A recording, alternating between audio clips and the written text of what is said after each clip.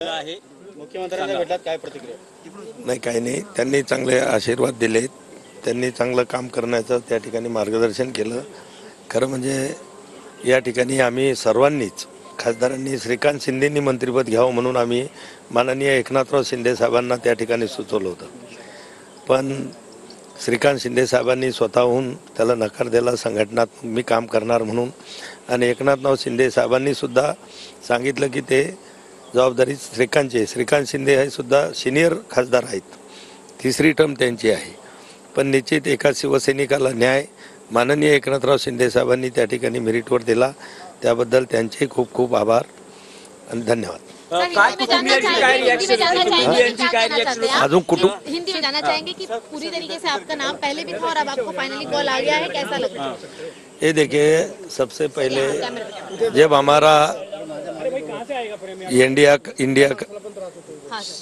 NDA का जब बहुमत आया तो हम सभी सांसदों ने माननीय मुख्यमंत्री और हमारे नेता एकनाथराव शिंदे साहब को आग्रह किया था कि भाई श्रीकांत जी शिंदे साहब को ही मंत्री बनाइए, सबको साथ लेकर वो चलेंगे। उनका अनुभव भी अच्छा है, थर्ड टाइम वो एमपी है, लेकिन खुद श्रीकांत शिंदे ने भी इसको नकार दिया कि मुझे मंत्री नहीं बनना है, और एकनाथराव शिंदे साहब ने भी शिवसैनिकों को वहाँ पर न्याय दिया।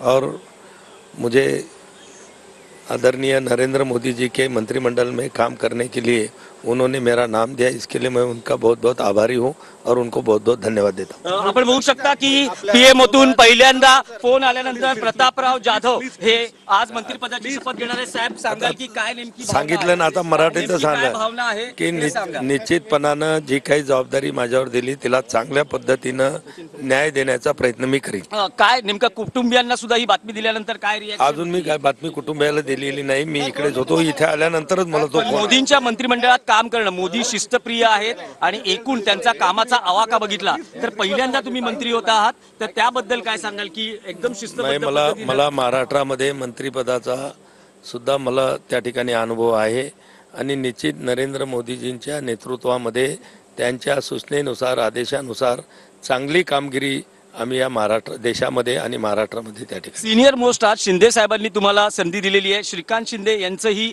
एकूण मागणी होत होती, तरी तुम्हाला सिनियर मोस्ट म्हणून संधी मिळते? नाही, त्याच्यामध्ये श्रीकांत शिंदे साहेबांनी स्वतःहून ते नाकारलं आणि निश्चितच एक सिनियर खासदार या नात्यानं एकनाथराव शिंदे साहेबांनी मला ती संधी दिली, त्याबद्दल त्यांना मी मनापासून त्यांचे आभार व्यक्त करतो। कोणत्या खात्यात काम करायला आवडेल? कोणत्या खात्यात असं काय चला मी काय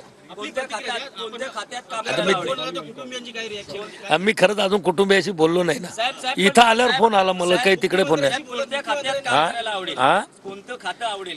आता ते काही माझ्या हातामध्ये नाही, नरेंद्र मोदीजी जी काही जबाबदारी माझ्यावर देतील ती यशस्वीपणानं मी नक्की पार पाडीन। आपण बघू शकतो की प्रतापराव जाधव यांना पीएमओतून फोन आलेला आहे, याआधी राज्यात मंत्रिपदाचा अनुभव आहे आणि आता केंद्रात नरेंद्र मोदी यांच्या नेतृत्वाखालील सरकारमध्ये काम करायचं आहे। एकूणच नरेंद्र मोदी यांच्या कामाचा आवाका आणि त्यांना या एनडीए सरकारमध्ये तेवढ्याच जिद्दीनं, तेवढ्याच तडफेनं साथ देणं, पण मुख्यमंत्री एकनाथ शिंदे यांनी संधी दिल्याबद्दल प्रतापराव जाधव यांनी आभार मानलेले आहेत। तसंच श्रीकांत शिंदे यांचं नाव यापूर्वी आघाडीवर होतं, पण श्रीकांत शिंदे यांनीही प्रतापराव जाधव यांच्या सिनियरिटीचा मान राखलेला आहे आणि त्यांना संधी दिली आहे, त्यामुळे साहजिकच ते स्वतः आनंदात आहेत, त्यांचे कुटुंबीयही आनंदात आहेत। आणि आता पीएमओतून फोन आल्यानंतर ते चाललेले आहेत स्नेहभोजनाचा एक कार्यक्रम, चहापानाचा कार्यक्रम आयोजित आहे, ज्यांना मंत्रिपदाची शपथ दिली जाणार आहे।